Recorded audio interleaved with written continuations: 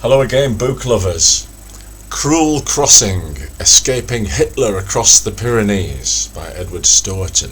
So here we are on my local history trek again, and it seems my mountains have quite a reputation. They're either savage or cruel.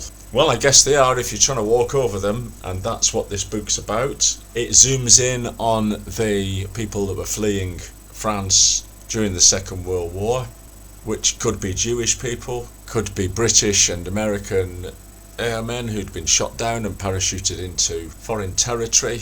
And basically, it's about 450 pages, not big pages, of stories, story after story. Some incredible, all true. So what did I learn from this book? Well, should I ever be fleeing anywhere where there are churches, I now know that the churches, at least in this part of the world, are always built east to west.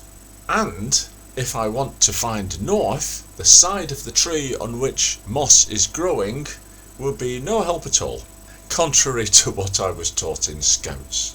There's some tracking skills. The book focuses on the routes and the famous passeurs, as they were called, the ones that led the people across the mountains. And bear in mind, you don't know who these people are. There's a huge network of helpers almost at every level of French society. But once you get up into the mountains with the mountain people, how do you know they're not going to rob you or kill you and eat you? You just don't. However, we learn from one Peter Janes, who kept a diary of his escape from the Nazis, that the stories are all imbued with a sense of exhilaration. So many people in times of stress report this. It's almost a common theme. Here he is, writing in his diary, "The day will come again when I can sing Deep Purple," not the rock band, a previous hit, "without fear, and when once again we can drink beer and say what we bloody well like. It's a peculiar feeling to walk along and feel that at any moment a bullet will crash through your back. Peculiar and not altogether distasteful. Something I can't get my head around. I think I prefer my secure bourgeois existence to that." Anyway, that's from the first part of the book, where we get the stories of military people, and we quickly move on to stories primarily of the Jews having to escape. And there's many a moving story in here. There's also heartwarming stories. For a flavour, listen to the people under the Vichy regime expressing their discontent at having to send French Jews to the Nazis, Jews who'd been brought up in the region. This is telling. The préfet wrote, "Even though people do not like the Jews, a very substantial proportion of the population feels pity towards them because of their fate, and sees it as a matter of regret that we have had to deliver this category of refugee to the occupier." Yes, Vichy France, that's where 90% of this book is set. A France where one of the young girls, Ninette, remembered being tied to a tree and spat at school, but for being Jewish. And that was before the Nazis came, which reminded me a little bit of the film Shoah, when we find out that a lot of the Polish peasants that saw the trains passing through were aware of what was going on. We focus in on the Chateau de la Ile, where children were gathered and survived for quite a while. We learn their stories, we learn the stories about the Maquis, the remnants of the French resistance who were fighting.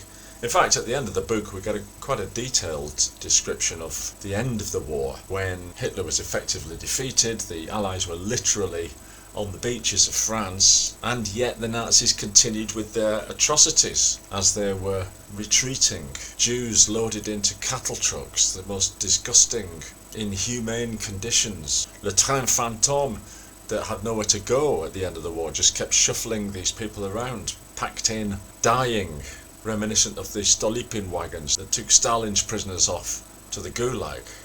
The arrival at the very end of the war of last-ditch German attempt to use Georgians, Azerbaijanis, Armenians, and people from Turkestan, Dagestan, wherever they could get them from, who the Rimont people and other villages around referred to as the Mongols. Rimont has its own particular story. It was a village that was isolated and suffered more than the usual share of atrocities, let's say. These are terrible stories to have to revisit. Should we? That's the question. when I was reading Anne Applebaum on the gulags especially. She commented that a lot of people in Russia said it's just best not to talk about these things. You get a similar vein of thought here in Spain, where the civil war is actually quite recent as well.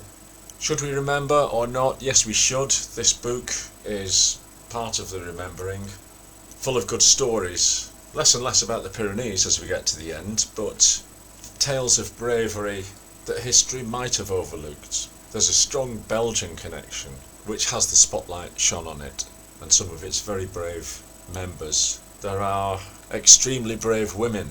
Dédé, one of the coordinators of the escape parties, and a woman known as the White Mouse, who, again, I find it difficult to get my head around it, but having been evacuated once, they go back in to risk not only death, but a horrible, slow, miserable death.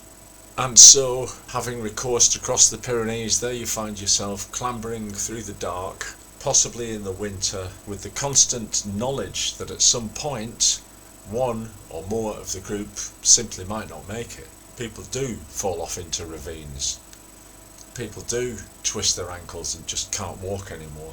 And there's one story where one of the passeurs has to go back down to a refugio, where he's left one of the less fit and now injured party members resting, and then, knowing that the rest of the party are waiting for him higher up the mountain, he has to decide what to do with this poor chap.